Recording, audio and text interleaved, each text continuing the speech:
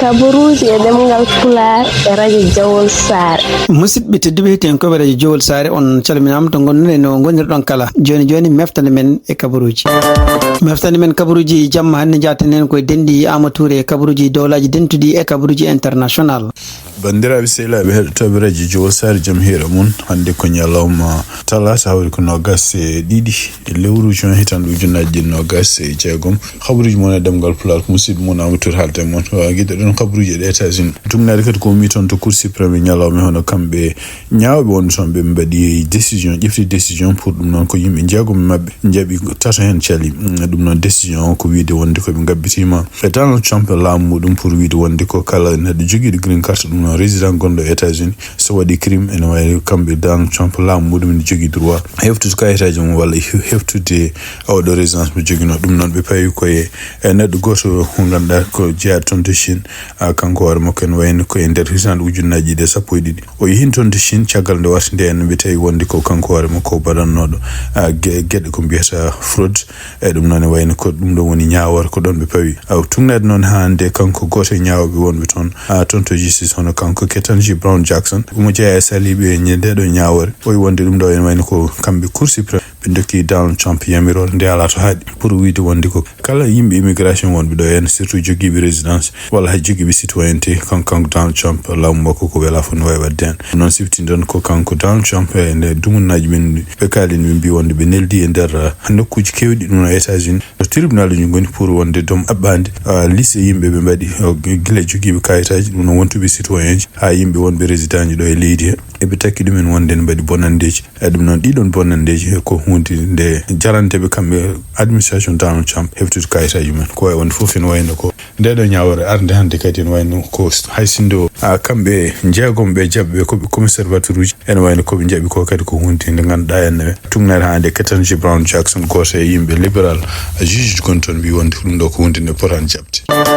hande kabaruji men États-Unis tugnade kadi ko mi toon to BBC hono kamɓe sarɗiyankoɓe ɗum noon ko wonɓe toon to Sénat ene wayno ko ñalawma hande kadi ɓe mbawi jaɓodirde e vodde ɗum noon ko pour résolution walla kuulal pour wiide hollude ko kamɓe congrès jogui droit déclarde guerre nder koɓe jaɓodiri ko kadi woto mabɓe hande o ko pour wiide wonde ko kala soldateɓe mabɓe wonɓe toon to Iran walla takkiɓe ɗum yo gartu e leydi walla yo gummo toon wotode ko 50 contre 48 o tugnade ko anda ene wayno ko ne républicain ji yantuɓe kamɓe démocrate ne wallude pour ha ɗum ɗo woote siftinde on tan kadi ko ngal ɗo kuulal walla oɗo proposition wotanoma toon to suudu représentant ji ene wonno wote muɗum wonno ko 115 contre 100 milliards ko wawi wonde foof hay sindu kanko Donald Trump ɗum neltatake makko pour omo signin ene wayno ko wonde ɗum ɗo kam ko hunde nde ganduɗa siftinodemo wonde ko ha hande mo jogui yimɓe woɓe blog demo surtout yenno ko to banggue sénat o yimɓe nayo ko républicain ji ene jeeya hen o rampol ene jeeya hen kadi suusi sénatrice jeeyaɗo toon to Maine e jeeyaɗo toon to Alaska e sénateur uji goɗɗi kadi ganduɗa hen kanko Donald Trump sibabu nde caɗɗele gonɗe hakkude mabɓe o waɗi feere ha perdi élection ngaji primaire ko wawi wonde foof kanko Donald Trump e nder ko jaabi o dabra o huccine mabɓe ko ƴattoje wi wonde ko ɓeɗo kamɓe wonɓe toon sarɗiyankoɓe ɓe mbaɗa tan ko hunde nde ganduɗa hay goto wawi miijade ɗum par ce que ɓe mbaɗi ɗiɗon wote gaari ko caggal nde ɓe gandi kamɓe sarɗiyankoɓe wonde kanko Donald Trump omo haalade eɓe gandi wonde gonni koye haaldude e Iran e kadi min goni koye haala négociation baɗɗo fayida e kadi ko min kalata ko henne ko sindo wonano mi waɗi hen doolam ala to yahata ko wawi wonde fof ene wayno ko kanko Donald Trump o weltaki hay soko ɗeɗo wote ɗe garata no wirini caggal nde guerre darti ene wayno ɗum ɗo fof kadi ko hunde e pour makko ɓe goni koye sontade mo habaruji men États-Unis hande juge goto kadi fédéral ɗum noon toon to Los Angeles ene wayno wawi samminde hono Donald Trump ɗaɓɓani mo ɗum noon ko complainte mo wanno toon pour wiide wonde ko toon to Los Angeles ɓe mbaɗi toon kuulal ngal kadi ko wiide wonde ko kamɓe yimɓe dadiɓe wonɓe toon ɗum noon ko policier ji e shérif en liggota ko yimɓe immigration ɗum noon ko mbiyata ɗum ɗo ville sanctuaire ko wawi wonde fof ene woni ko kanko Donald Trump portino plainte wi wonde ko ngal ɗon kuulal ko hunde nde ganduɗa fonde nanguede ko hunde nde lundinde constitution par ce que kamɓe Los Angeles ko mbaɗata ko woni ko yidde wasde dakkodirde e surtout gouvernement fédéral donc ha hande wiidemo ko kanko oɗo juge fédéral o wi wonde ko gouvernement Donald Trump gueɗe ɗeɓe kaali ɓe tumni hande ko gueɗe ɗe ganduɗa hen oɗo sa joni yettaki wonde ko toon to Los Angeles kañum woni woni koye wadde peeje fof mbiɗen haɓe gouvernement fédéral koye wonde fof ene wayno ko kanko procureur gonɗo toon to Los Angeles high defense en soto en nder konguɗi haali o wi wonde ɗum ɗo ko victoire wonandeɓe kamɓe Los Angeles hono kanko maire mo Los Angeles kadi hono kanko Karen Bass o haali la même chose koye wonde fof ene wayno en fada hawnaki kamɓe gouvernement fédéral maɓe mbaɗ kadi kamɓe koye maɓe appel wonande tribunal uji gonɗi dow pour maɓe kala guure ɗe ngannduɗaa ene surtout en nokkuji ɗi démocrate en goni ene wayno ko démocrate en ƴefti peeje pour wiide wonde ko ɗeɗen guure ene mbawi wadde toon yimɓe taw police mɓe ɗeɗen guure liggodirta immigration pour ittude nanngude immigré ji walla hokkude information immigré tongoni hande habaruji men États-Unis tumnade kadi ko mi toon to Washington noon kamɓe républicain je démocrate en ɓe mbaɗi nanodiral noon ko wadde gomum ganduɗa gomum kadi ko taw ko kamɓe démocrate républicain ji fof kaldata ko pour fate goɗgol ko toon to congrès hande noon koɓe gooti ko en wayno ko facture pour wiide kanko Donald Trump neɗɗo mo suuɓi oɗo sa joni yo won toon temporairement ardo ko intelligence national kanko Bill Pulte ɗum noon limidde walla ustude doole ɗe o jogui e surtout wadde ko wela walla wadde ko Donald Trump wela siftinde on toon ko kanko oɗo Bill Pulte tuggi tan nde waɗa toon nde ha oɗo ñalawma nde surtout hanki wonno ñalawma o wino wonde ko rokki liste yimɓe ɓe ganduɗa fotɓe sekede toon to intelligence national e wiide mabɓe kamɓe républicain et démocrate et surtout jeeyaɓe oɗon gomu mbiyata bipartisan ɗum ɗo ko kanko waɗedemo toon ko danger mawɗo wonande sécurité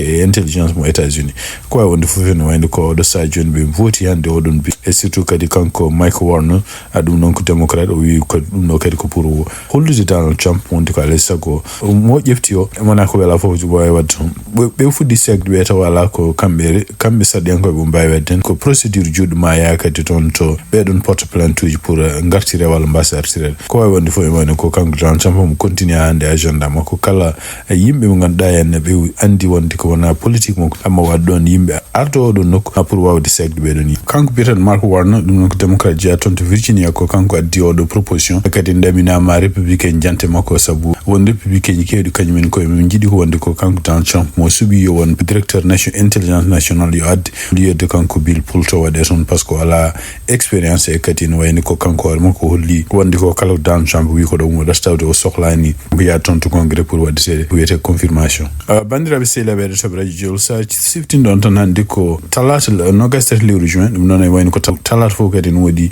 woteji to mbaɗata ɗo e États-Unis ko ɓuuri hewde woteji ɗi noon ko woteji primaire ene wayno ko parti fof ƴewde hol gono candidat donc ma en gartu janggo hawnake ɗiɗo résultat ji woteji ɗi ne keewi États-Unis ɗum noon e wayno talata fof eɓe keewi dañde woteji e ɗum noon wonande leyɗele 50 ɗe ɗum noon ko woteji ko ɓuuri hewde ko woteji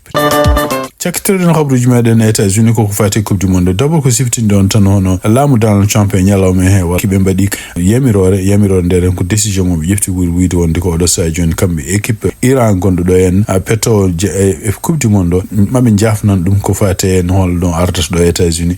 pour juude ɗum noon tugnade hande ko mi toon to service immigration kamɓe Iran naɓe ɓe mbiyano ko yoɓe ngar ko ñande aljuma nde ɓe petta soɓe petti ñande aljuma nde ɓe kota kono noon e tugnade hande ko yalti kadi ko gueɗe ɗe ganduɗa kamɓe FIFA ɓe mbaɗi ɗum publié ene wayno ko kamɓe Iran ɓe mbiyama wonde mbawi arde ɗo en États-Unis balɗe ɗiɗi ko addi nde ɓe pettata nde ɗum noon so tawi ɓe petti ñande aljuma ene wayno ñande aljuma nde ko ñande ne mbiya yoɓe jaltu leydi ndi ko wawi wonde fof ɗum ɗo kadi ko décision ngaji baɗɗunoɗi guilɗen siftinde on tan kamɓe équipe oɗo Iran ɓe goni oɗo sa joni min jippude mabɓe ko Mexico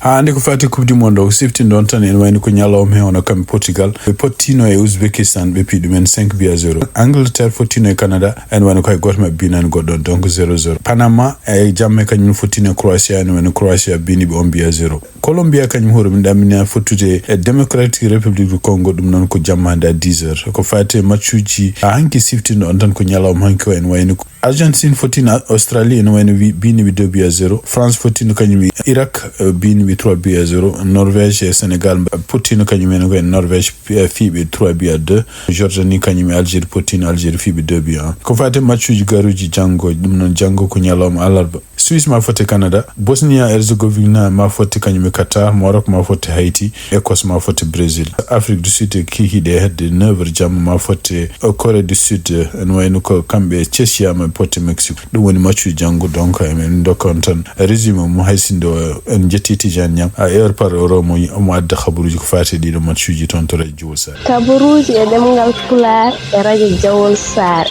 khabaruji men international gidaren ko ton to Niger tungnadi kadi ko winda ton to journal biyeteɗo Dakar Actualité kadi windama e African News hono kamɓe leydi Niger e gardugol makko kanko Abdourahmane Tiani ɓe mbi wonde ken wayno ɓe mbaɗi ɗabbande hande ɓe jalti e Cour pénal international non ko suudu ñawurdi wondu en ton to Suisse e kadi ko ñawata général makko gueɗe ɗe ganduɗa crimaji ko mbiyata grimaji guerwal crimaji yimɓe ardiɓe ko wawi wonde fof men ko ɗeɗo leyɗele tati kamɓe mbaɗi Burkina Faso e kamɓe Niger ɓe gullitima ko ɓoye mbi wonde ko Cour pénal international ene waɗira ɗon tan ko pour ñawde africain kono noon e wayno ko leyɗele mawɗe ɗe fof kañumen ngala hen ɗum noon siftindon tan ko pour Cour pénal international ko goomu walla ko fedde 60 guila hitande ujunnaji ɗiɗi e kadi ko ndeɗo fedde kadi no jogui oɗo sa joni temedere nogas e joyyi membre kono noon en teskita hen hono États-Unis Russie Israël Chine e Birmanie ngala hen ko wawi wonde fof ene wayno ko ndeɗo fedde kadi caggal nde heeɓi ɗaɓɓande mabɓe kamɓe laamu Niger wi ñaaguimaɓe wi wonde ko ene wayno ɗaɓɓande wonata gonɗinta tan gasata ko ñande 17 lewru juin hitande ujunnaji ɗiɗi nogas jeeɗiɗi e kadi ene wayno ko kamɓe Cour pénal international ɓe ñaaguima kadi laamu Niger e continue kadi ɗoftade ko engagement ji ɗi ƴeftuno e mabɓe ɗum noon ha oɗon saaha yonta ɗum ɗo kadi ko décision mo kanko Abdourahmane Tiani o ƴefti hande khabaruji men international ton to Sénégal en wayno ko oɗo sa joni ko fayre woni toon walla ko kumpa woni toon wonande population le Sénégal ɗum noon tugnade ko communiqué walla bindol gumigol toon to forum civil section sénégalaise de transparency international ɓe mbi wonde ko oɗo sa joni ɓe jogui fayre mawde ɓe jogui kadi kumpa wonande holko kamɓe député ji Pastef e kanko kadi gardi leydi Sénégal hono Bachir Diomaye Faye holko ɓe pewjata ɗum noon ko e tugnade ko anda ene wayno ko kamɓe député ji ɗi ɓe bindino ɓataki wonde kanko gardiɗo leydi nde pour wonde proposition ngaji loi ɗi ɓe mbaɗata pour waylude constitution kono ene wayno ko jaabimaɓe oɗo sa joni ɓe ganduɗa holko jaabiɓe ko ɗum noon tugnade oɗo forum ko haali ko wawi wonde fof ene wayno ko kamɓe forum civil ɓe mbi wonde ɓe ndentini walla ɓe ciftini wonde ko gardiɗo leydi ndi e kamɓe kadi wonɓe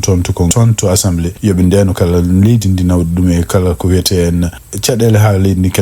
ene wasa yaarude yeeso ɓe ciftini kadi ko gardiɗo leydi hono kanko Bachir Diomaye Faye ko kanko woni garant de la nation kadi kanko woni mawɗo constitution e normalement foti wawde réglude ɗeɗe caɗele donc ene wayno ko coordination départementale coalition Diomaye président région Fatick ɗum wayno ɓe mbawino kamɓe koye maɓe joddade jeneyankoɓe ɗum noon ko toon to Dakar taw ko ardi ɗum kadi ko Serigne Ndiaye on woni directeur régional du programme de modernisation des villes e nder konngudi ɗi o haali kadi o haali hen wi wonde komo siftini yimɓeɓe ala fof ko neɗɗo wawi wadde so tawi kanko Bachir Diomaye Faye o wala o siftini kadi wonde ko Bachir Diomaye Faye ko kañum woni mo gardiɗo leydi e kadi guila nde ardi leydi ndi yiiɗi ko leydi ndi yaara yeeso yaara kadi tawa jogaki caɗele ko bawɗo wonde kanko gardiɗo leydi ko kanko woni garantie kala ko wiyete institution ngaji gonɗi toon to Sénégal e kadi ne wayni ko kanko tan woni jogiiɗo ko yamirore walla laamu taw laamu gonɗinanko e ɗum noon kadi ne wayni ko nder kadi ko annino guila o ƴefti laamu o yinno toujours ko moderniser kala ko woni constitution toon Sénégal kono e wayni ko kala ko député ji gaddata makko oɗo sa joni so tawi yimɓe ne poti tinnu ɓerɗe men par ce que ala ko jogori jabde wadde ko jogori ɓeɗon jaɓa ala ko ɓeɗon mbawi wadde so tawi kanko so tawi kanko yamirore makko ala hen ko wawi wonde foof ɗum ɗo oɗo sa joni ko kumpa e fayre woni toon to Sénégal saabu en wayni ko en faama oɗo sa joni hono kamɓe pouvoir législatif et pouvoir exécutif e ɓe koni koye habde goni koye kontinde haareji mabɓe ɗum noon ko hakkude kanko ancien premier ministre Ousmane Sonko gontuɗo ande assemblée président assemblée nationale e kanko président de la république du Sénégal hono kanko Bachir Diomaye Faye hande toon Sénégal kadi journaliste goto liggotoɗo e Sénégal hono kanko biyeteɗo Mor Mbaye Cissé oɗo sa joni omono nanga ɗum noon nanga ko hande talata ɗum noon nanguima ko sibabunde gueɗe ɗe o haali wonko windi e kadi o windi ko en ko fate hono goto e yimɓe wonɓe toon to ñawoɓe wonɓe toon to pôle judiciaire financier hono ene wayno ɓiyyum kañum hoore mum koko nanga en tawne ene jogui oɗon sa kena boye 25 millions francs CFA ɓiɗɗo nde nangano ɗon tugnade hande rapport police ko yaltini ɓiɗɗo wi wonde ko itti won kalis o koye coffre fort bam ɗum ko journaliste o kanko windi kono ne wayno ko caggal muɗum hande tawa wonde ko kanko ɓiɗɗo oɗo juge omo jeeya yimɓe wannoɓe toon yannoɓe toon wadɓe cambriolage keeɓi kalis ko wawi wonde fof en wayno ko kanko oɗo journaliste liggotoɗo Sénégal mono nanga wiya wonde ko o rokki kabaruji ɗi gona gonga ɗi walna ɗum preuve tonto Bruxelles on kanko biram da abet non ko gardido parti ira en wayno ko député mo Morsen o mon jillu makko politique tonto Belgique tonto Bruxelles on en wayno ko nyalawma hande wawi ni joddade kadi e yimbe hewbe nganda en kadi wawi jabade question e der question aji halde non haali kadi wi wonde ko odo sa joni leydi Morsen foni ko continue yabude droit di nganda kambe Morsen nabe en jogi pour ko hebde kayita yo haali kadi en wayno ko odo sa joni cadel gonto lamgo continue nanga yimbe nganda kala yimbe nganda en opposant ji mumen surtout yimbe jaabe parti makko kanko biram dawa be o limti en kadi hono Mariama Mint Cheikh e gamu Ashur be do fu député ji odo sa joni sokabe sibabu ni kali won kongude kadi do fo wiide makko ko liberté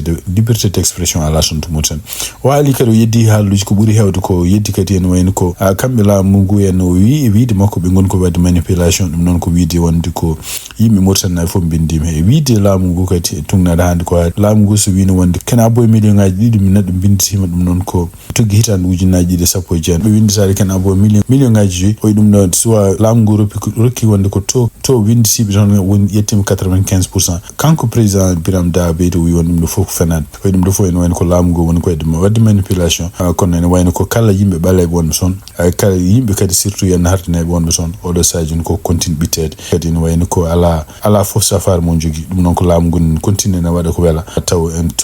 opinion international en hala ko wada dum non ko kanko biram da be do haali en haaluji kewdi kadi godde haaluji di part de dental gongal ton haaluji part de kadi liberté ji publique e yimbe sokere won son en wayno ko kanko biram da be do wi wonde ko hayso lamu o do sajun non ko wasade wonde ko wadi moderniser lamu mursani wadi moderniser ka système judiciaire gon tono o wayno ko kanko biram da be do wi wonde ko so tay a woni ton to mursen gonga mo jeraton en certé ko jeta en winda ciagal leydi a cekterden habaruji men ko tonto France dum nan ko tungnade kadi experience badado do sajuni ciagal nde o do guerre gumido hakkunde kambe États-Unis Israël tonto Iran en wayno ko kambe laboratoire goto non tonto France fuddima hutorade joni ƴewde wadde humpito o ko fate en